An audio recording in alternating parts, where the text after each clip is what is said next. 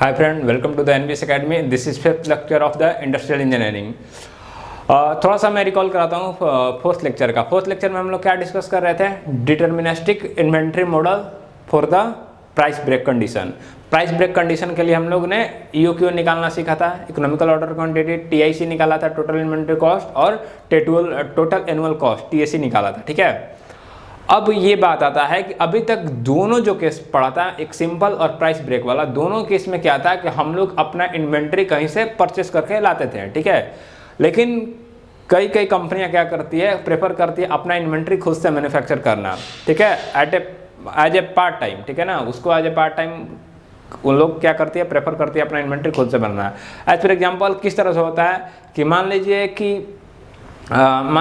मैं car manufacturer हूँ। Common example हमेशा जो लेता हूँ, कार मैन्युफैक्चरर हूँ। अपना टायर जो मारुति है वो किसी एक मारुति का एग्जांपल लेते हैं। मारुति अपना कार मैन्युफैक्चर करती है, लेकिन टायर वो क्या करती है, दूसरे पार्टी से मंगाते हैं, थर्ड पार्टी से। तो वो क्या करते थे, परचेस करते थे। लेकिन मारुति ये भी कर सकता है, क्या कर सकता है कि जो अपना टायर है वो अपना खुद मैन्युफैक्चरिंग करे। हाँ, ये जरूरी नहीं है कि वो कंटिन्यूस उसको ही मैन्युफैक्चरिंग करे, टायर को भी कंटिन्यूस मैन्युफैक्चरिंग करे, कार का भी मैन्युफैक्चरिंग कंटिन्यूस करे।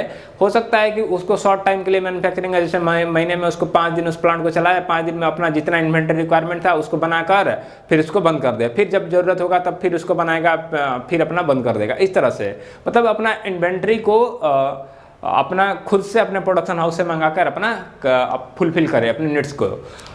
इस तरह के केसेस को हम लोग आज डिस्कस करेंगे। अगर इस तरह का सिचुएशन होता है तब हम लोग वहाँ पे जो प्रोडक्शन होगा टायर का, तो कितना प्रोडक्शन करें ताकि मेरा इकोनॉमिकल ऑर्डर क्वांटिटी मेंटेन रहे। ठीक है, तो यहाँ पे इस केस को डिस्कस करने के लिए मेरे पास 2 एक्स्ट्रा पैरामीटर, जितना भी हम लोग पैरामीटर पढ़े थे उसमें 2 एक्स्ट्रा पैरामीटर ऐड करेंगे। एक पी क्या बताएगा, प्रोडक्शन रेट। ठीक है, क्या बताएगा, प्रोडक्शन, क्योंकि अब हम लोग क्या कर रहे हैं, प्रोडक्शन कर रहे हैं, तो ये क्या बताएगा, प्रोडक्शन रेट। ठीक है, पी हम लोग यूज करेंगे किसके लिए, प्रोडक्शन रेट के लिए। और एक यूज करेंगे टीपी। मैं क्या बोल रहा हूँ कि कंटिन्यूअस मैन्युफैक्चरिंग मेरा नहीं होगा, कुछ टाइम तक के लिए मैन्युफैक्चरिंग होगा, फिर उसके बाद मैं क्या कर दूंगा, उसको बंद कर दूंगा।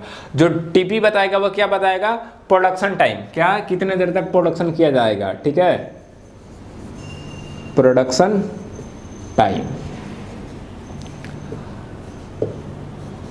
इस केस को एनालाइज करने के लिए जिस तरह से हम लोग पहले 2 केस डिस्कस किए, इसी तरह से इस केस को भी कंप्लीट रूप से एनालाइज करने के लिए हम लोग अपना ग्राफ बनाकर समझते हैं कि किस तरह से प्रोडक्शन होगा, किस तरह से उसका सेलिंग होगा।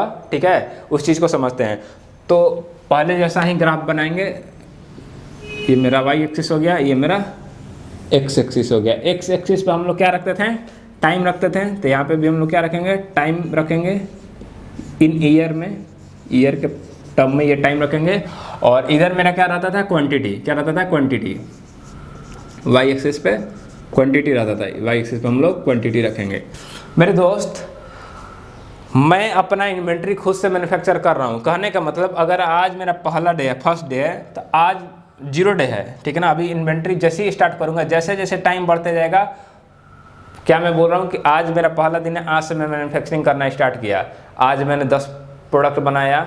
ठीक है, कल मेरा कितना हो जाएगा, 20 product, 30 product, 40 product. Day by day मेरा जो नंबर ऑफ क्वांटिटी क्या होगा, वो बढ़ते जाएगा। नंबर ऑफ क्वांटिटी क्या होता है जाएगा, बढ़ते जाएगा। अगर मेरा प्रोडक्शन रेट P है, P का एग्जांपल के लिए मान लेते हैं 10 unit per day, 10 unit per day, तो 10 यूनिट पर डे बनाते हैं। जैसे जैसे टाइम बढ़ेगा तो उसी अनुसार मेरा क्या हो जाएगा, क्वांटिटी के अपना स्टॉक में बढ़ते जाएगा। स्टॉक में क्वांटिटी की संख्या क्या होता जाएगा, तो बढ़ते जाएगा।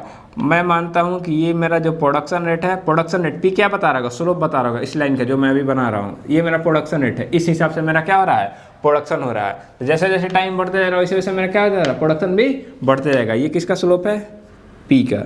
ये स्लोप किसके बराबर, P के बराबर है, प्रोडक्शन रेट के बराबर। ये क्या बता रहा है लाइन, प्रोडक्शन रेट। इस रेट से प्रोडक्शन हो रहा है, तो इस रेट से हमारा क्या हो रहा है, क्वांटिटी बढ़ते जा रहा है। अब क्या करते हैं, जैसे हम प्रोडक्शन स्टार्ट किए, कुछ दिन के बाद, टीपी टाइम के बाद, क्या कितने टाइम के बाद, टीपी के टाइम के बाद, ये टाइम कितना हो जाएगा, यहाँ से इस तरह से लाइन ड्रॉ करते हैं। ये कुछ टीपी टाइम के बाद मेरे पास कोई क्वांटिटी मानते हैं, ये टीपी टाइम के बाद मेरे पास जो क्वांटिटी होगा वो मान लेते हैं, कितना क्वांटिटी हो गया, क्यू क्वांटिटी। कितना हो गया, क्यू क्वांटिटी। क्यू क्वांटिटी आ गया। क्यू क्वांटिटी के बाद हम क्या कर दिए, अपना प्रोडक्शन बंद कर दिए। ठीक है, मैं पी रेट से प्रोडक्शन कर रहा हूँ, कुछ टीपी टाइम के बाद मेरे हाथ में क्वांटिटी क्यू आ गया, मैं प्रोडक्शन बंद कर दिया, प्रोडक्शन बंद कर दिया।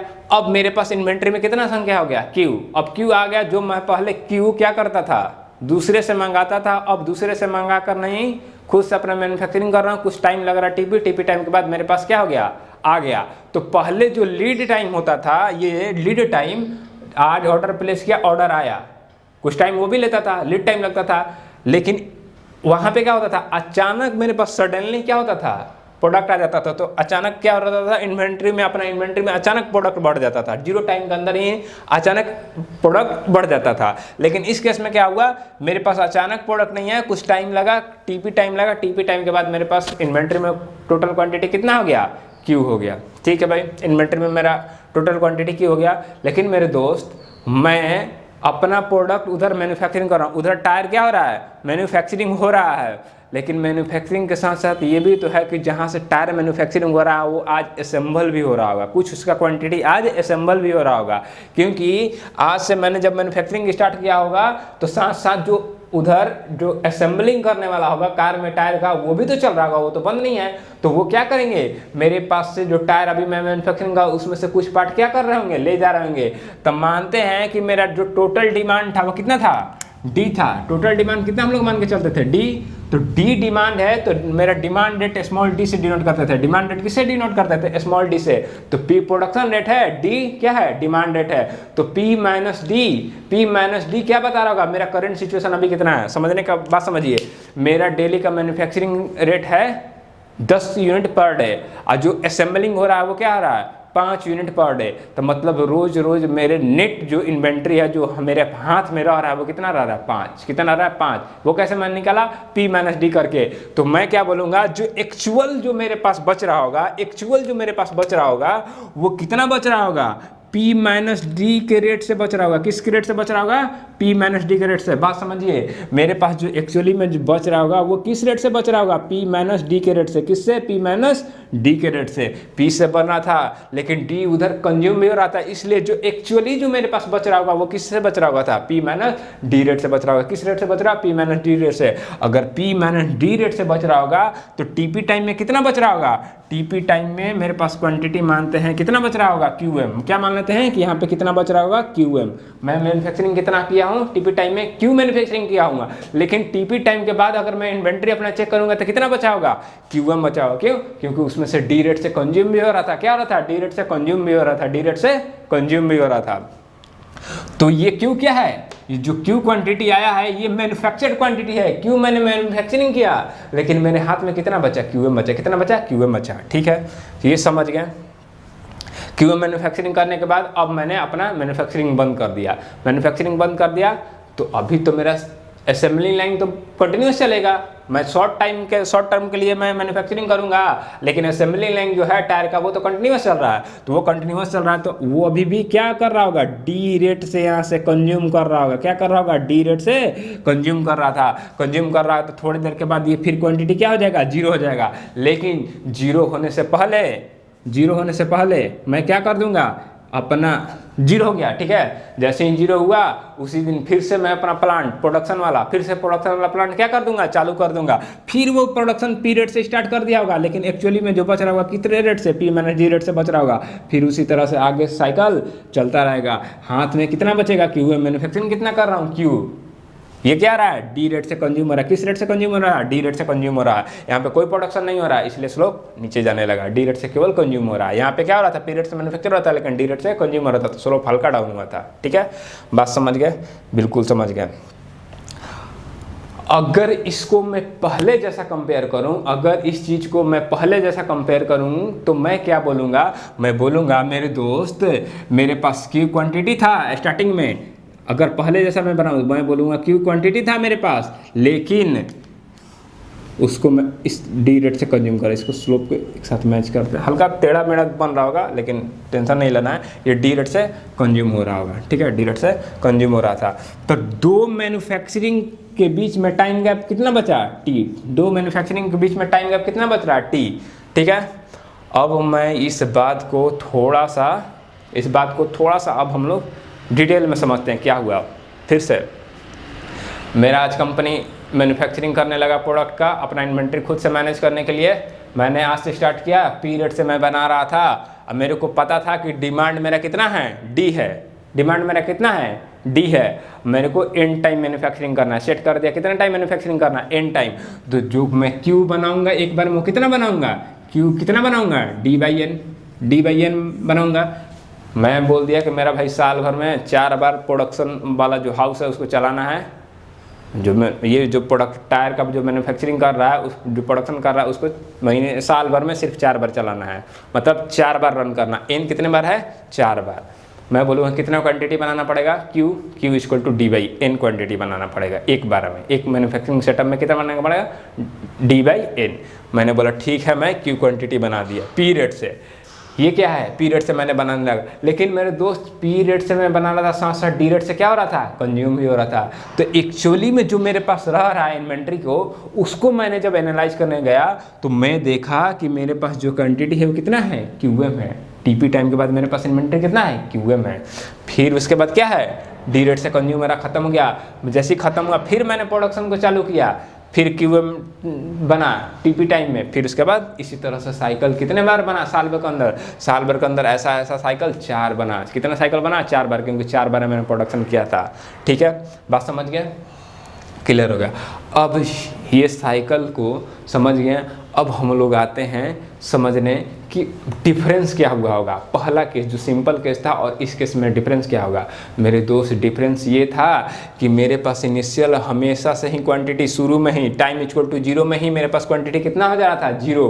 तो 0 क्वांटिटी रहता था और लास्ट खत्म होते होते 0 होता था। मतलब इस टाइम में मेरे पास ये जो इन्वेंट्री इतना जो रहता था वो अब नहीं रहता है। मतलब मेरे पास जो, अगर मैं एन एवरेज बोलूँ कि मेरे इन्वेंट्री में कितना क्वांटिटी रह रहा है, तो सिंपल केस के कंपेयर में अब क्या रह रहा है, कम रह रहा है। कितना रह रहा है, कम रह रहा है। क्यों कम रह रहा है, क्योंकि मैन्युफैक्चरिंग भी कर रहा हूँ साथ साथ है और साथ साथ कंज्यूम भी करते जा रहा हूँ। कुछ मैन्युफैक्चरिंग करते जा रहा हूँ, कुछ कंज्यूम भी करते जा रहा हूँ। तो मतलब मेरे इन्वेंट्री में जो स्टॉक में जो इन्वेंट्री है वो क्या है, कम है। तो होल्डिंग कॉस्ट मेरा क्या हो जाएगा, डिक्रीज करेगा। पहला बेनिफिट ये दिख गया मेरे को, हाँ पहला देख गया।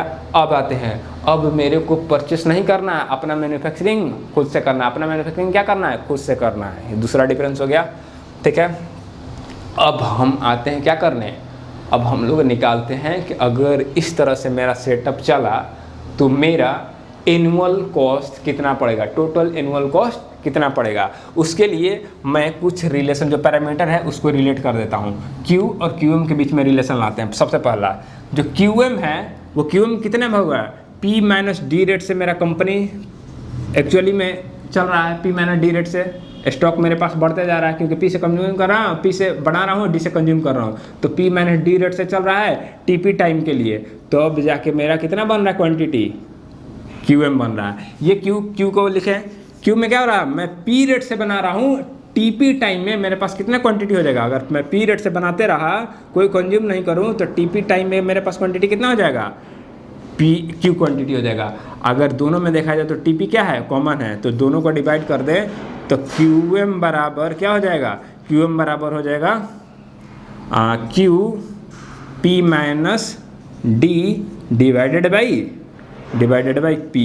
ये क्यूएम और क्यू में रिलेशन आ गया। इन्वेंट्री इन आवर हैंड आज का और इन्वेंट्री जो मैंने मैन्युफैक्चरिंग किया एक्चुअल में, वो दोनों के बीच में रिलेशन है। तो इसको मैं लिख देता हूँ, ये क्या है, inventory in our hand, inventory in our hand at TP time, in our hand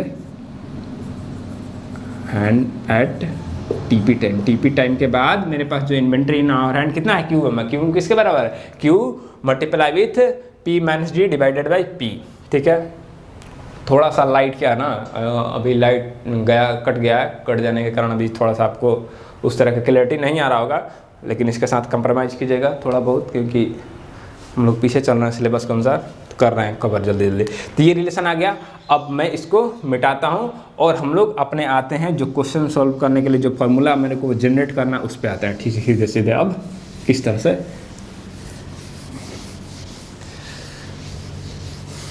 अब इसमें रीऑर्डर लिमिट ओमिट कुछ नहीं होता है। रीऑर्डर लिमिट क्या है, अपने हाथ में है, जब मन तब प्रोडक्शन स्टार्ट कर देंगे। रीऑर्डर लिमिट और लीड टाइम और टाइम कुछ नहीं होता है, बस टीपी आया, प्रोडक्शन टाइम आया, लीड टाइम को रिप्लेस कर दिया और रीऑर्डर लिमिट भी हट गया, ठीक है। अब आते हैं total annual cost. Total annual cost क्या होता था मेरे दोस्त, purchasing cost plus holding cost, जो पहले हम लोग सीखे थे, प्लस ऑर्डरिंग कॉस्ट। अब तो हम परचेसिंग खत्म कर दिया, परचेस नहीं करते हैं, अब क्या करते हैं, मैन्युफैक्चरिंग। क्या करते हैं उस टायर का, मैन्युफैक्चरिंग। तो अब हम लोग क्या करेंगे, मैन्युफैक्चरिंग करेंगे। तो मैन्युफैक्चरिंग करने समय हर एक यूनिट को मैन्युफैक्चरिंग कॉस्ट को क्या लिखेंगे, परचेसिंग कॉस्ट के जगह पे क्या लिख देंगे, यहाँ पे मैन्युफैक्चरिंग कॉस्ट क्या लिख देंगे, मैन्युफैक्चरिंग कॉस्ट, ठीक है। अब यहाँ पे ऑर्डर तो नहीं कर रहे हैं, ऑर्डर तो करना बंद कर दिए। पहले जाता था मेरा टीम, क्वालिटी चेक करता था, ऑर्डर करता था, वो सब का काम खत्म हो गया। अब ऑर्डर नहीं होता, अब यहाँ पे क्या होता है, सेटअप होता है। क्या होता है, प्लांट को स्टार्ट तो करेंगे ना। पहले मान लीजिए मेरे को पता चल गया कि हाँ मेरे पास ख़त्म होने वाला है, तो जाएगा लोग उसको स्टार्ट करना स्टार्ट करेगा, कंपनी में ग्रीस ऑयल सब चीज़ डालेगा ना। भाई कंपनी बंद पड़ा है, टीपी टाइम के बाद तो बंद कर दे रहे थे, टीपी टाइम हो जा रहा था उसके बाद बंद कर दे रहे थे, फिर उसके कुछ दिन के बाद चालू कर देते हैं। तो कुछ दिन बंद कीजिएगा, तब ग्रीस मोबिल जाके किसी को बेच के उसको ठीक ठाक कराना होगा ना, कोई चेक चुक तो करना होगा ना। तो उसके जगह पे ऑर्डरिंग कॉस्ट के जगह पे क्या लिखेंगे, सेटअप कॉस्ट। सेटअप कॉस्ट के बारे में आपको थोड़ा सा हम इंट्रोडक्शन भी दिए थे, क्या होता है सेटअप कॉस्ट, ठीक है, सेटअप कॉस्ट लिखेंगे। अब इसमें देखिए मेरे पास क्या आया, दो नया टर्म, एक आया सेटअप कॉस्ट और दूसरा क्या आया, मैन्युफैक्चरिंग कॉस्ट। मैन्युफैक्चरिंग कॉस्ट में उसी तरह होगा, टोटल साल में मेरे को डी डिमांड है, टोटल एनुअल डिमांड कितना है डी, तो पर यूनिट को मैं मान लूंगा कि जो मैन्युफैक्चरिंग कॉस्ट क्या है, सी है।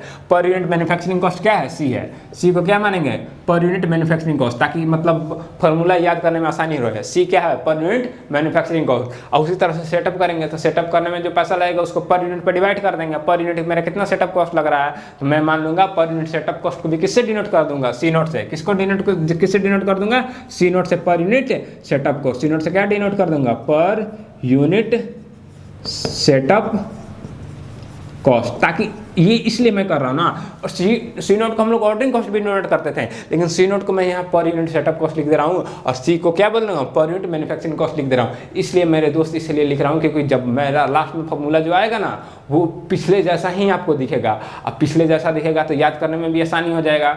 अब आपको ये रहेगा कि जब प्रोडक्शन होने लगा तो वो जो सी है क्या है, मैन्युफैक्चरिंग कॉस्ट है, और सी नोट जो है क्या है, वो सेटअप कॉस्ट है। बस थोड़ा सा यही आपको इंटर रिलेशन रखना है, बाकी फॉर्मूला याद नहीं करना पड़ेगा। सिमिलर पिछले जैसा ही आपको दिखने को मिलेगा, एकदम सेम फील आएगा। अब आते हैं, अब लिखते हैं टोटल एनुअल कॉस्ट को क्या लिख सकते हैं, manufacturing cost per unit manufacturing cost कितना है, सी मैंने माना है, और जो एनुअल डिमांड कितना है, डी है, तो एनुअल मैन्युफैक्चरिंग कॉस्ट कितना हो जाएगा, सी इंटू डी। अब आते हैं होल्डिंग कॉस्ट पे। पहले होल्डिंग कॉस्ट से पहले हम क्या लिख देते हैं, यहाँ पे सेटअप कॉस्ट को लिख लेते हैं। सेटअप कॉस्ट कितना है, पर यूनिट सेटअप कॉस्ट कितना है, सी नॉट। कितने बार मेरे को सेटअप करना पड़ेगा, मैं हर एक बार मैं क्यू क्वांटिटी बना रहा हूँ, टोटल एनुअल डिमांड डी है, तो डी बाई क्यू बार मेरे को सेटअप करना पड़ेगा। ये हो गया। अब मेरा जो है होल्डिंग कॉस्ट यही सबसे मतलब तगड़ा चीज़ है, ठीक है ना, होल्डिंग कॉस्टिंग।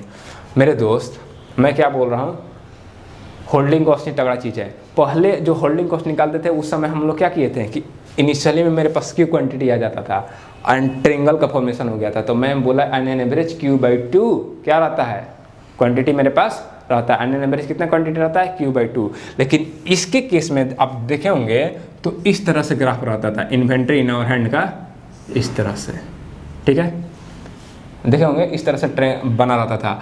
अब इसके लिए एन एवरेज मैं पूछूं, ये जो क्यू नहीं रहता था, यहाँ पे क्यू एम रहता था, यहाँ पे क्या रहता था, क्यू एम रहता था, क्यू नहीं रहता था, क्यू एम ही inventory in our hand at time TP. इस तरह से पिछला ग्राफ आप याद कीजिए तो इस तरह से रहता था। तो अब मेरे पास एन एवरेज कितना क्वांटिटी अपने हाथ में रह रहा है, क्यू एम बाई टू। कितना रह रहा है, क्यू एम बाई टू। कितना रह रहा है, क्यू एम बाई टू। ये पूरे टाइम टी में क्यू एम बाई टू मेरे पास एन एवरेज क्या रह रहा है, क्वांटिटी रह रहा है। कितना रह रहा है, Q M by two. Q by two नहीं मेरे दोस्त, क्यू एम बाई टू रह रहा है, ठीक है, इस चीज़ को ध्यान रखिएगा, कंफ्यूज मत कीजिएगा। क्यू एम नहीं रह रहा है, क्यू नहीं रह रहा है, Q M by two unit मेरे हाथ में रह रहा है। अब क्यू एम है, यहाँ पे क्यू है, मेरे को क्या निकालना है, मेरे को जब सीखना होगा, मेरे को मेन पता क्या करना है कि जब मेरा प्रोडक्शन हाउस बनेगा, जब प्रोडक्शन करेगा वो टायर का, तो मैं एक बार में कितना क्वांटिटी बनाऊं, एक बार में कितना क्वांटिटी क्यों मैन्युफैक्चरिंग करूं। हाथ में है उससे मेरे को क्या मतलब है, हाथ में कितना है, मेरे को मैन्युफैक्चरिंग कितना करना है उससे ना मतलब है। क्यूएम से मेरे को मतलब नहीं है कि मेरे हाथ में कितना इन्वेंट्री है। मैन्युफैक्चरिंग वाले को सिर्फ इससे मतलब है कि मेरे को कितना प्रोडक्ट टोटल मैन्युफैक्चरिंग करना है, क्यों कितना मैन्युफैक्चरिंग करना है, उसको क्यू से मतलब है। तो मैं क्या करूंगा, इस क्यू को किससे रिप्लेस कर दूंगा, क्यूएम से। क्यूएम को किससे रिप्लेस कर दूंगा, क्यू से। क्यूएम को किससे, क्यू से। अब आते हैं रिप्लेस करते हैं। जो टोटल एनुअल कॉस्ट है वो C multiply with D plus C not multiply with D by Q plus QM. QM को क्यू से रिप्लेस करूंगा तो क्यूएम इक्वल टू क्या लिखा हूँ यहाँ पे, Q P minus D divided by P, Q P minus D divided by P multiply with holding cost. ठीक है, ये आ गया। ठीक है, अब आते हैं देखते हैं कि क्या मेरे क्यू के साथ किस किस पैरामीटर, कौन कौन पैरामीटर चेंज हो रहा है। मैन्युफैक्चरिंग कॉस्ट चेंज हो रहा है क्या, अगर मैं क्यू के अमाउंट में चेंज करता हूँ। होल्डिंग कॉस्ट चेंज हो रहा है क्या, ऑर्डरिंग कॉस्ट चेंज हो रहा है क्या, इस चीज़ को देखते हैं। अगर इसको देखें, सी तो फिक्स है, पर यूनिट मैन्युफैक्चरिंग कॉस्ट तो फिक्स है, कम बनाइए ज़्यादा बनाइए उससे कोई इसको मतलब नहीं है, सी फिक्स है। डी एनुअल डिमांड फिक्स है। ये जो ऑर्डर सेटअप कॉस्ट है, ये सेटअप कॉस्ट क्या कर रहा है, क्यू पे डिपेंड कर रहा है। सेटअप कॉस्ट क्या कर रहा है, क्यू पे डिपेंड कर रहा है। जो होल्डिंग कॉस्ट है वो भी क्या कर रहा है, क्यू पे डिपेंड कर रहा है। तो पैरामीटर क्या है, होल्डिंग कॉस्ट और सेटअप कॉस्ट, ये दोनों ही केवल क्यू पर डिपेंड कर रहा है।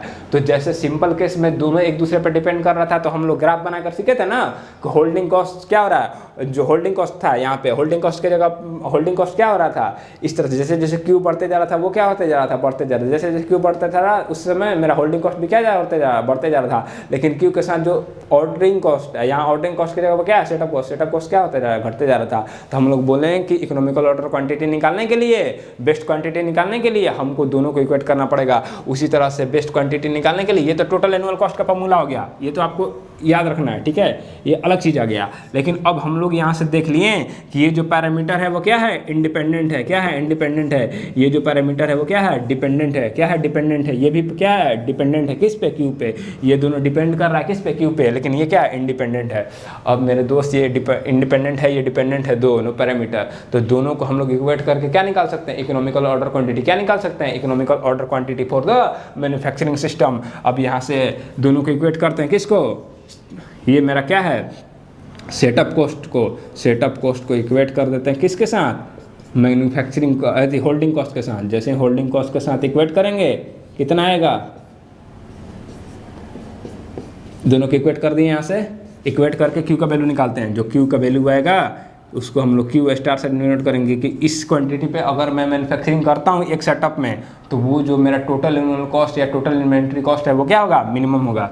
तो यहाँ से इक्वेट करने के बाद आपको क्या मिलेगा, √2DC0 divided by CH, under root में ही multiply with P divided by P minus D। क्या गया, 2DC0 divided by CH multiply with P upon P minus D। अगर इसको आप पहला केस जो आया था, ये Q star economical order quantity for the manufacturing system, economical order quantity for the manufacturing system, ये आ गया। मेरे दोस्त अगर इसको आप जो सिंपल वाला जो टर्म था, जो विल्सन का था मेथड, विल्सन मेथड से कंपेयर कीजिएगा तो उसमें भी क्यू स्टार का वैल्यू क्या रहा था, √2DC0 डिवाइडेड बाई CH। लेकिन इसमें मैन्युफैक्चरिंग होने लगा, मैन्युफैक्चरिंग होने के साथ ही केवल ये टर्म ऐड हुआ, अंडर रूट में P divided by P minus D। क्या, P divided by P minus D। बाकी सेम चीज़ तो ऐसी रह गया। ठीक है, अब यहाँ से मेरे पास दो फार्मूला आ गया। क्या क्या, जो याद करने वाला चीज़ है, ये याद करना है टोटल एनुअल कॉस्ट का याद करना है, एक यह क्या है, इकोनॉमिकल ऑर्डर क्वांटिटी का फॉर्मूला। दो फॉर्मूला याद हो गया। अब आते हैं टोटल इन्वेंट्री कॉस्ट निकालने। क्या निकालने, टोटल इन्वेंट्री कॉस्ट। तो टोटल इन्वेंट्री कॉस्ट को यहाँ लिखता हूँ, टोटल इन्वेंट्री कॉस्ट TIC क्या होता है, टोटल इन्वेंट्री कॉस्ट। जो टोटल इन्वेंट्री कॉस्ट जो होता है वो क्या होता है, holding cost plus setup cost. क्या होता है, holding cost plus setup cost, दोनों का क्या होता है, समेसन, दोनों का समेसन।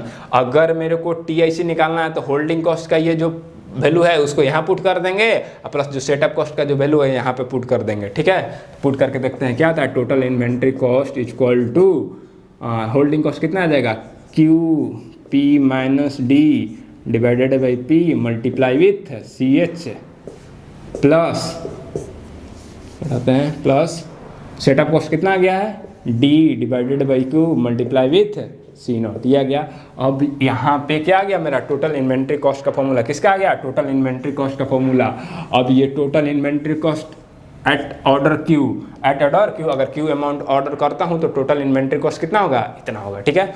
अब मेरे दोस्त ये टोटल इन्वेंट्री कॉस्ट निकाला, लेकिन अगर मैं जब ऑर्डर करूँगा मेरे को इकोनॉमिकल ऑर्डर क्वांटिटी पता चल गया है, तो मैं अगला बार जो ऑर्डर करूँगा, यहाँ पे ऑर्डर नहीं हो रहा, सॉरी मैं बार बार ऑर्डर बोल रहा हूँ, ऑर्डर नहीं हो रहा है यहाँ पे, मेरे को ये क्या पता है टोटल इन्वेंट्री को, अगर Q amount of unit manufacture करते हैं हर एक सेटअप में तो आपको टोटल इन्वेंट्री कॉस्ट इतना पड़ेगा। लेकिन क्यू कितना मैं मैन्युफैक्चरिंग करूंगा, इकोनॉमिकल ऑर्डर क्वांटिटी मैन्युफैक्चरिंग करूंगा। क्यू किसके बराबर मैन्युफैक्चरिंग करूंगा, इकोनॉमिकल ऑर्डर क्वांटिटी के बराबर मैन्युफैक्चरिंग करूंगा।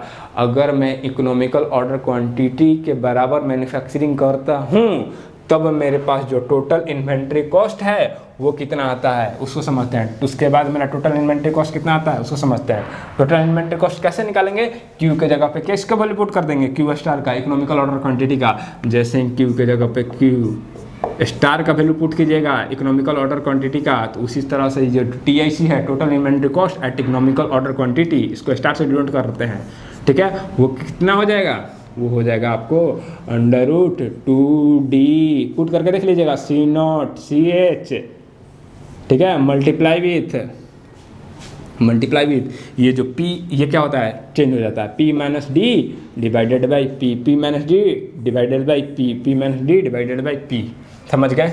ये क्या आ गया total inventory cost eight economical order quantity, total inventory cost eight economical order quantity, ये TIC स्टार हो गया। उसी तरह से आप क्या निकाल सकते हैं TIC स्टार भी आप निकाल सकते हैं। TIC स्टार क्या होगा, TIC star plus purchasing cost, यहाँ पे जो ऑर्डरिंग यहाँ पे जो हम लोग लिखे हैं सेटअप कॉस्ट प्लस में होल्डिंग कॉस्ट, इसको रिप्लेस कर देंगे क्या TIC स्टार से, और यहाँ पे जो परचेसिंग मैन्युफैक्चरिंग कॉस्ट है उसको ऐड कर देंगे तो TIC स्टार दे देगा, समझ गए। टोटल सब लिंक टू लिंक था। यहाँ पे क्या है, केवल जो पहले क्यू था, जो इन्वेंट्री इन आवर, जो पहले क्यू रहता था इन्वेंट्री इन आवर हैंड, अब यहाँ पे QM हो रहा है। QM और क्यू में रिलेशन लाना था, बाकी सारा कुछ सारा जैसे मैंने पहले के लिए सारा प्रोसेस किया था उसी तरह से इसके लिए भी सारा प्रोसेस है। लास्ट में जो फॉर्मूला में जो चेंजिंग आया है वो क्या है, यहाँ से P माइनस डी आ गया, यहाँ पे P upon P minus D, यहाँ पे TIC में क्या आ गया P minus D upon P, बाकी सब तो √2D C0 माइनस CH उसमें भी था, √2D C0 divided by CH उसमें भी था, इसके अलावा कोई चेंज नहीं था। मेरे दोस्त मैं स्टार्टिंग में क्या बोला था, मैं ये बोला था फार्मूला आप लिखते जाइएगा साथ साथ, ना तो बाकी फार्मूला तो आपको लिस्ट में मिल जाएगा नीचे, लेकिन मैं बोलूँगा आप लिखते जाइएगा साथ तो सही रहेगा एटलीस्ट फार्मूला। मैं क्या बोल रहा हूँ मेरे दोस्त कि जब मैं स्टार्ट किया था इस लेक्चर को तो हम क्या बोले थे कि सिंपल जो पहले था ना डिटर्मिनिस्टिक इन्वेंट्री मॉडल, और इसमें क्या डिफरेंस है। अब इसमें ये डिफरेंस मैं बताया था कि यहाँ पे क्या होगा ना कि आपका जो होल्डिंग कॉस्ट है वो क्या हो जाएगा, डिक्रीज होगा। क्यों, क्योंकि अभी इन्वेंट्री इन आवर हैंड क्या रहेगा, हमेशा कम रहेगा। उस चीज़ को फॉर्मूला से भी हम लोग समझ सकते हैं। कैसे समझ सकते हैं, देखिए पहले क्या था √2D C0 multiply with CH, इतना तो हमेशा सिंपल वाला में भी रहता था। सिंपल वाला केस अगर आपको याद होगा विल्सन मेथड वाला, तो ये तो फॉर्मूला उसमें था TIC में टोटल इन्वेंट्री कॉस्ट में, ये तो कॉस्ट है ना, वो क्यू स्टार को भूल जाइए, क्यू स्टार तो क्वांटिटी है, क्वांटिटी से मेरे को मतलब नहीं है, पैसा से मतलब है, कॉस्ट से मतलब है। टोटल इन्वेंट्री कॉस्ट इसमें क्या आ रहा 2D C0 multiply with CH, ये हम लोग का पहले केस का था सिंपल वाला में। इसमें एक्स्ट्रा क्या ऐड हुआ है, ये term P minus D divided by P। अगर ये 1 से ज़्यादा होगा तो टोटल इन्वेंट्री कॉस्ट क्या हो जाएगा, पहले के कंपैरिजन में बढ़ जाएगा। अगर P minus D upon P पहले से कम होगा, मतलब 1 से कम हो जाए, तो ये टोटल वैल्यू क्या हो जाएगा, टोटल इन्वेंट्री कॉस्ट क्या पहले से घट जाएगा। अगर P minus D upon P का वैल्यू अगर 1 से ज़्यादा होगा, टोटल इन्वेंट्री कॉस्ट का वैल्यू क्या हो जाएगा, बढ़ जाएगा पहले के कंपैरिजन में। अगर P minus D upon P का जो वैल्यू है अगर कम रहता है 1 से, तो टोटल इन्वेंट्री कॉस्ट का भी वैल्यू क्या हो जाएगा, पहले के कंपैरिजन में कम हो जाएगा। अब आके हम लोग चेक करते हैं क्या P minus D upon P का वैल्यू कम होगा, आइए चेक करते हैं। देखिए जो मैं प्रोडक्शन करूँगा तो उसका जो रेट होगा वो डिमांड से तो ज़्यादा होगा। क्यों, क्योंकि मेरे को प्रोडक्शन करके थोड़ी देर के लिए रुकना भी है, कंटिन्यूस मेरे पास प्रोडक्शन नहीं चलाना है, तो इसलिए मेरा P जो होगा हमेशा P माइनस डी से क्या होगा, ज़्यादा होगा। अगर P D से ज़्यादा है तो P माइनस डी का वैल्यू क्या होगा, P से कम हो जाएगा। P minus D, P D से ज़्यादा है तो P माइनस डी का भी वैल्यू क्या होगा, P से तो कम ही होगा। अगर P से कम हो जाएगा, P से कम हो जाएगा और डिवाइड कर दूंगा किसी कम क्वांटिटी में, उसी नंबर से डिवाइड करते हैं। अगर मान लीजिए मैं बोल रहा हूँ कि P माइनस डी का वैल्यू कितना आ जाएगा 5, अब P का वैल्यू एग्जाम्पल के लिए समझते हैं, सॉरी P का वैल्यू हम रखते हैं 10, ठीक है, D का वैल्यू रखते हैं 2, ठीक है, P का वैल्यू 10 रखते हैं, D का वैल्यू रखते हैं 2, तो P माइनस डी का वैल्यू कितना हो जाएगा 8। अब P से डिवाइड करेंगे 10 से, तो यहाँ से क्या हो जाएगा, P माइनस डी का जो वैल्यू होगा क्या होगा 0.8 आ जाएगा। तो 0.8 क्या है 1 से कम है, तो जो TIC स्टार है क्या हो जाएगा 1 से, मत पहले के कंपेरिजन में कम हो जाएगा, ठीक है। √2D C0 अपन C0 CS से वैल्यू क्या हो जाएगा, कम हो जाएगा। समझ गए बात, किस तरह से पहले के कंपेरिजन में जो मेरा कॉस्ट है वो कम हो जाएगा अगर मैं प्रोडक्शन खुद से करता हूँ तो, ठीक है। अभी तक जितना भी हम लोग फॉर्मूला पढ़े हैं उस चीज़ में अभी जो एक ही चेंज आया वो क्या था, P माइनस। तो आइए इस टॉपिक पे एक मस्त क्वेश्चन सॉल्व करते हैं। जो हम लोग क्वेश्चन सॉल्व करने जा रहे हैं वो इंजीनियरिंग सर्विस एग्जामिनेशन का है और काफ़ी रियलिस्टिक क्वेश्चन है। आप इसको अगर मतलब पढ़िए, आपको लगेगा काफ़ी रियलिस्टिक क्वेश्चन। क्वेश्चन क्या बोल रहा है सबसे पहले वो डिस्कस करते हैं। क्वेश्चन बोल रहा है कि एक कंपनी है जो कि जो कंपोनेंट कोई एक्स कंपोनेंट बनाती है जिसका एनुअल डिमांड कितना है, एनुअल जो डिमांड है वो 12,000 यूनिट का है। एनुअल डिमांड कितना है 12,000 यूनिट का है, ठीक है, समझ गए। उसके बाद क्या बोल रहा है कि वो 30 बैच में प्रोडक्शन करता है, 30 बैच में प्रोडक्शन करता है और हर एक बैच में 400 यूनिट प्रोडक्ट का क्या करता है, मैन्युफैक्चरिंग करता है। कहने का मतलब वो पूरे साल में अपना 30 बार कंपनी का सेटअप करता है, मैन्युफैक्चरिंग करने वाला 30 बार सेटअप कर करके 400 क्या बनाता है, 400 करके प्रोडक्ट बनाता है। तो सेटअप कितने बार करता है भाई, 30 बार करता है और हर एक सेटअप में कितना क्वांटिटी बनाता है 400, ठीक है। 400 गुणे 30 करेंगे तो डी का वैल्यू आ गया, N × Q = D होता है, चढ़ते हैं 12,000 आ गया, ठीक है। अब उसके बाद क्या बोल रहा है, जो उसका प्रोडक्शन रेट है वो प्रोडक्शन रेट है वो 8 unit per hour, 8 unit per hour. कहने का मतलब क्या है कि जो प्रोडक्शन रेट उसका है वो कितना है 8 यूनिट पर आवर है, ठीक है, समझ गए, 8 यूनिट पर आवर इसका प्रोडक्शन रेट है। उसके बाद क्या बोल रहा है कि वो जो कंपनी है वो 4000 घंटे ऑपरेट करता है। कितने घंटा ऑपरेट करता है 4000 घंटे। तो अगर 4000 घंटे अगर वो कंटिन्यूस प्रोडक्ट बनाने लगे तो 8 यूनिट पर आवर बनाता है, तो कंटिन्यूस बनाएगा 4000 घंटे तो कितना हो जाएगा 32,000 यूनिट। लेकिन डिमांड कितना है 12,000 का यूनिट का, तो वो क्या करेगा कंटिन्यूस प्रोडक्ट नहीं बनाएगा। क्या करेगा कंटिन्यूस प्रोडक्ट नहीं बनाएगा, कुछ समय प्रोडक्ट बनाएगा, कुछ समय वो रुकना पड़ेगा, उसको कंटिन्यूस नहीं बनाना है। समझेगा बात क्या मैं बोला, वो बोल रहा है कि जो कंपनी जो वर्क कर रहा है पूरे साल के अंदर, जो पूरे साल के अंदर जो वर्क कर रहा है वो कितने घंटे वर्क कर रहा है 4000 घंटे। अगर 4000 घंटे कंटिन्यूस वर्क करते रहे, प्रोडक्शन करते रहे, एक घंटा में 8 यूनिट बनाता है तो 4000 घंटे में कितना बनाएगा 4000 घंटे में 32,000 यूनिट बनाएगा। मतलब एक साल के अंदर 32,000 डिमांड होना चाहिए अगर उसको कंटिन्यूस बनाना है तो वो कंटिन्यूस नहीं बनाएगा, ठीक है। इससे पता चल गया क्या करेगा, वो कंटिन्यूस नहीं बनाएगा, सेटअप करेगा, कुछ देर के बाद फिर कंपनी बंद कर देगा, मतलब वो प्रोडक्शन हाउस बंद कर देगा, फिर कुछ दिन के बाद सेटअप करेगा, फिर प्रोडक्शन हाउस बंद करेगा, ठीक है। जो हम लोग डिस्कस किए थे केस उसी बेस्ड है, ठीक है, समझ गए। अब ये क्या बोल रहा है, जो ऑर्डरिंग कॉस्ट है उसका, सॉरी सेटअप कॉस्ट है, सेटअप कॉस्ट कितना है 500 रुपीज़ पर सेटअप, ठीक है, 500 रुपीज़ पर सेटअप, ठीक है। और जो होल्डिंग कॉस्ट है, जो होल्डिंग कॉस्ट है वो कितना है 15 रुपये पर यूनिट, 15 रुपये पर यूनिट पर ईयर, ठीक है, 15 रुपये पर यूनिट पर ईयर, ठीक, समझ गया। फाइंड क्या पूछ क्या रहा है, find the where the plant is operating on the optimum और नॉट, ठीक है। क्या जो क्वांटिटी क्यू बनाकर वो मैन्युफैक्चरिंग कर रहा है, क्या अभी जो जिस बेसिस पे ये काम कर रहा है क्या वो ऑप्टिमम नंबर पे काम कर रहा है, मतलब इस तरीक़ा से अगर ऑपरेट करता है तो क्या वो टोटल उसका TIC जो है टोटल इन्वेंट्री कॉस्ट है क्या वो मिनिमम है, यही पूछ रहा है, उसको पता कीजिए वो है ऐसा क्या।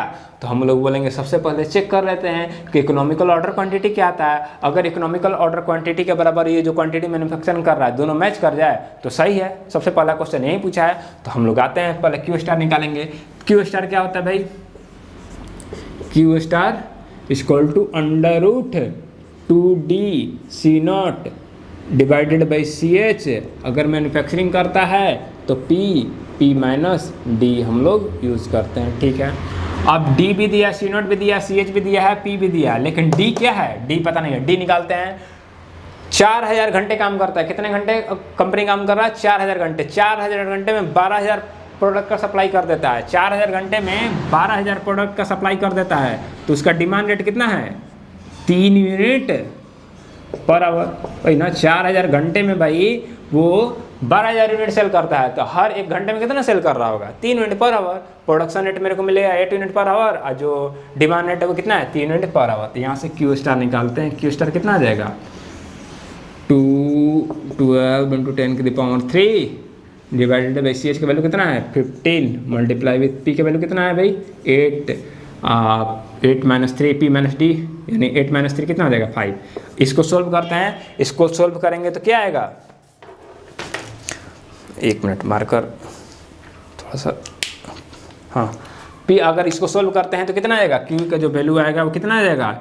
11000 आ रहा है, कितना आ रहा है? 1131.44। इसको आप सोल्व कीजिएगा तो कितना आएगा? 1131.44 यूनिट उसको मैन्युफैक्चरिंग करना पड़ेगा। कितना मैन्युफैक्चरिंग करेगा? 1131.44 यूनिट मैन्युफैक्चरिंग करना। अभी कितना कर रहा है? 400 यूनिट। तो क्या वो सही है? नहीं। ये अभी जो इकोनॉमिकल ऑर्डर क्वांटिटी वो मैन्युफैक्चरिंग नहीं कर रहा है, तो अभी जिस प्लान पे वो काम कर रहा है उसका प्लान सही नहीं है। हम लोग उसको नया प्लान सजेस्ट कर सकते हैं। हम लोग उसको क्या कर सकते हैं? नया प्लान सजेस्ट कर सकते हैं। क्या नया प्लान सजेस्ट करेंगे? कि भाई तुम एक बार में 1131.44 यूनिट बनाओगे तो जो तुम्हारा प्लांट है वो ज़्यादा सेविंग कर सकता है। उसका टोटल इन्वेस्टमेंट जो होगा वो कम हो सकता है। टोटल इन्वेंट्री कॉस्ट क्या हो सकता है? कम हो सकता है। बोलेगा ठीक है, तो मैं 1131.44 यूनिट कैसे मैन्युफैक्चरिंग करूँगा? हाँ भाई 1131 पॉइंट तो फ्रैक्शन में है, ना, तो वो तो बनेगा 1 बनेगा, 2 बनेगा, 2.5 तो नहीं ना बनेगा। तो मतलब उसको बोलेंगे हम लोग कि या तो तुम 1131 बनाओ, या तो मतलब 1132 बना लो। थोड़ा सा ज़्यादा बनाना पड़ेगा, 1 या 2 थोड़ा सा ज़्यादा बनाना पड़ेगा। अगर मैं उसको बोला 1131 बना लो, अगर मैं उसको 1132 बना लो, वो बोलेगा कि भाई हर बार में मैं एक प्रोडक्ट ज़्यादा बनाने लगूंगा तो मेरा तो भाई बढ़ जाएगा ना, एक्स्ट्रा बचने लगेगा। ये भी बात सही है, उसको एक्स्ट्रा बचने लगेगा। चलो मान लेता है कि चलो भाई एक्स्ट्रा बचेगा, कोई बात नहीं, कंप्रोमाइज़ कर लेंगे। अगले बार में अभी 1132 बनाते हैं, अगले बार में 1131 बना लेंगे। चलो मान भी जाता है। फिर वो अपना कैलकुलेशन करता है कि मेरे को कितने बार कंपनी सेटअप करना पड़ेगा, कितने बार कंपनी सेटअप करना पड़ेगा। 12000 था, 12000 को चला डिवाइड करने 1131 से या 1132, किसी से डिवाइड करा तो उसको फ्रैक्शन में आने लगा। फ्रैक्शन में आने लगेगा भाई, लगभग उसको 10 बार मतलब आ रहा है, 10 पॉइंट समथिंग आने लगेगा। अगर उसको 10 पॉइंट समथिंग दिखा तो वो बोलेगा भाई 10 पॉइंट समथिंग बार कैसे सेटअप करूंगा? या तो 10 बार करूंगा या तो 11 बार करूंगा। 10 पॉइंट समथिंग क्या कैसे सेटअप होगा? तो हाँ ये भी बात सही है। वो कैसे 10 पॉइंट समथिंग करेगा? या तो इंटीजर में ही ना सेटअप होगा, 1 बार 2 बार 4 बार 10 बार 12 बार इस तरह से होगा, इंटीजर में तो फिर हम लोग बोलेंगे अच्छा ये तो बात सही है। तो क्या करते हैं ना कि पहले पता कर लेते हैं कि लगभग इसके आसपास कौन सा इंटीजर है, अगर उसको बनाता है तो उतना ही यूनिट मैन्युफैक्चर हो और इंटीजर में आए। तो अगर वैसा नंबर आप खोजिएगा तो आपको 1200 यूनिट अगर मैन्युफैक्चरिंग करता है तो उसको 12 सेटअप में 1200 यूनिट मैन्युफैक्चरिंग करता है अगर, तो उसको 12 सेटअप में क्या हो जाएगा? 12000 यूनिट मैन्युफैक्चरिंग हो जाएगा। और ये जो 1200 है ना वो किसके आसपास है? 1131 के आसपास ही है। तो कहने का मतलब जब उसको हम प्लान सजेस्ट करेंगे तो कितने यूनिट का प्लान सजेस्ट करेंगे कि भाई तुम 1200 यूनिट बनाओ और 12 सेटअप लगा के बनाओ, तुम्हारा जो टोटल इन्वेंट्री कॉस्ट है वो क्या होगा? मिनिमम होगा। वो मान गया, चलो भाई ठीक है। अब वो पूछ रहा है इसी क्वेश्चन में कि ये बताओ कि क्या क्या पूछ रहा है इसमें भाई, अगला क्वेश्चन क्या पूछ रहा है कि इसका कितना सेविंग होगा अगर पहले पे जो प्लान काम कर रहा था अब इस प्लान पे काम करेगा, तो दोनों के बीच में डिफरेंस क्या है और कितना सेविंग कर पाएगा। हम बोलेंगे कि भाई मैन्युफैक्चरिंग कॉस्ट तो सेम है, मैन्युफैक्चरिंग कॉस्ट में क्या है? डिफरेंस नहीं है। तो मैन्युफैक्चरिंग कॉस्ट तो दोनों का सेम है, डिफरेंस क्या आ जाएगा? इन्वेंट्री कॉस्ट में। मैन्युफैक्चरिंग कॉस्ट उतना ही रह जाएगा। समझते हैं इस बात को। टोटल एनुअल कॉस्ट से ही ना पता चलेगा कितना डिफरेंस है। तो टोटल एनुअल कॉस्ट जब जाएंगे निकालने तो टोटल एनुअल कॉस्ट क्या होता है? मैन्युफैक्चरिंग कॉस्ट प्लस में total inventory cost. Total inventory cost का अंदर क्या जाता है? ऑर्डर सेटअप कॉस्ट प्लस में आपका होल्डिंग कॉस्ट, यही दोनों आता है। तो सेटअप कॉस्ट और होल्डिंग कॉस्ट में ही चेंज आएगा, मैन्युफैक्चरिंग कॉस्ट तो कांस्टेंट ही रहेगा, चाहे वो 400 बनाए, चाहे 500 बनाए, चाहे 1000 बनाए एक सेटअप में, मैन्युफैक्चरिंग कॉस्ट तो सेम ही रहने वाला है, उसमें कोई डिफरेंस नहीं वाला। तो मैं बोलता हूँ कि जिसमें TIC निकाल देते हैं, टोटल इन्वेंट्री कॉस्ट निकाल देते हैं, और दोनों का जो बीच का डिफरेंस होगा उतना मेरा क्या हो जाएगा, प्रॉफिट होगा। अगर नया प्लान से अगर बनाने लगा तो उतना ज़्यादा वो प्रॉफिट सेव कर सकता है। तो ठीक है भाई, टोटल इन्वेंट्री कॉस्ट उसको बताएंगे। पहले के केस के लिए टोटल इन्वेंट्री कॉस्ट निकालो और अभी के लिए टोटल इन्वेंट्री कॉस्ट निकालो। तो टोटल इन्वेंट्री कॉस्ट का क्या होता है फॉर्मूला, टोटल इन्वेंट्री कॉस्ट का फॉर्मूला होता है सेटअप कॉस्ट। सेटअप कॉस्ट कितना होगा, D/Q multiply with C0 plus holding cost कितना होता है, P/P माइनस D, सॉरी उल्टा मैं कर दिया, P minus D divided by P multiply with आपका आ जाएगा मल्टीप्लाई विथ CH, यही है ना, P माइनस D यही होता है शायद, मैं भूलने लगा यार, P minus D divided by P multiply with CH, हाँ CH, और Q तो रहता था ही Q/2, ठीक है, Q/2 यही होता है। तो अब मैं क्या बोलूँगा कि यहाँ पे Q का वैल्यू पहले के केस में रखो 400 रखो और 1200 रखो। एक बार क्या रखो, Q का वैल्यू पहले केस में कितना रखो, 400 रखो, और दूसरे बार में 1200 रखो। 1200 जब रखोगे तो टोटल इन्वेंट्री कॉस्ट कम आएगा, जो 400 रखोगे उसमें ज़्यादा आएगा इन्वेंट्री कॉस्ट, और दोनों के बीच में जो डिफरेंस है वो निकाल लो। और दोनों के बीच में जैसे डिफरेंस निकालेगा तो उसमें कितना उसका आएगा, 1200 पर जब निकालेगा वो, तो 1200 पे जो आने वाला है, पहले लिख देता हूँ यहाँ पे, आप लोग निकाल लीजिएगा। 1200 पे कितना आ रहा है इसका, 1200 पे आ रहा है 10,625 रुपये आ रहा है टोटल इन्वेंट्री कॉस्ट। और जो पहले वाला केस में आ रहा है कितना, 400 पर 10,687 है, 10,687.5, ठीक है ना, 10,687.5 आ रहा है, और नए वाला केस में 10,625 1200 में। तो दोनों के बीच में डिफरेंस देख लीजिए, ये क्या हो जा रहा है, 1200 कर रहा है तो मिनिमम हो जा रहा है, थोड़ा सा 400 से मिनिमम हो जा रहा है, 400 क्वांटिटी से मिनिमम हो जा रहा है। तो दोनों के बीच में जो डिफरेंस होगा वो क्या होगा, प्रॉफिट हो जाएगा, वो हम लोग बता देंगे। और इसमें क्या क्वेश्चन पूछ रहा है, ये आप लोग खुद से कर सकते हैं। Also determine the production cycle, production cycle पूछ रहा है, मतलब TP का वैल्यू, ठीक है ना, कितने प्रोडक्शन साइकिल, TP का वैल्यू पूछ रहा है, कितने देर तक प्रोडक्शन करना है, ठीक है ना, प्रोडक्शन टाइम पूछ रहा है। तो प्रोडक्शन टाइम निकाल सकते हैं, मेरे को कितना बार, एक बार में कितना बनाना है, 1200 बनाना है, एक बार में कितना बनाना है, 1200 यूनिट बनाना है। तो एक बार में जो मेरे को प्रोडक्ट बनाना है, कितना बनाना है, 1200 बनाना है। अगर मैं 1200 बनाना है, जो प्रोडक्शन रेट मेरा कितना है, 8 है, तो TP यहाँ से नहीं निकाल देंगे, TP इक्वल टू क्या हो जाएगा, Q/P पुट कर देंगे। तो 1200 डिवाइडेड बाई 8, ये क्या है, TP आ जाएगा, किस में आ जाएगा, आवर में, घंटे में आ जाएगा, ठीक है, TP निकल जाएगा। इसी तरह से बाकी जो इसमें है निकाल लेंगे, और ज़्यादा इसमें कुछ है नहीं, इसको आप सोल्व कर लीजिएगा। TP जो आएगा 150 घंटे आ रहा है, भागा दे लिया 8, ठीक है, 150 घंटे आएगा TP का वैल्यू, और इसमें कुछ है नहीं, बाकी ख़त्म है, इस पर इतना ही इसमें, ठीक है। अगले लेक्चर में हम लोग डिस्कस करेंगे शॉर्टेज वाला केस डिस्कस करेंगे, उसके बाद ऑलमोस्ट ये कंप्लीट हो जाएगा। सेटअप के बाद तीनों केस को मिक्स करके एक क्वेश्चन बनाएंगे, शॉर्टेज, प्रोडक्शन, फिर उसके बाद जो एक अपना पढ़े थे डिस्काउंटिंग वाला केस, सब तीनों को मिक्स करके एक बनाएंगे नया रिलेशन, और देखते हैं उसमें क्या आता है, अगले में करेंगे। Thank you very much.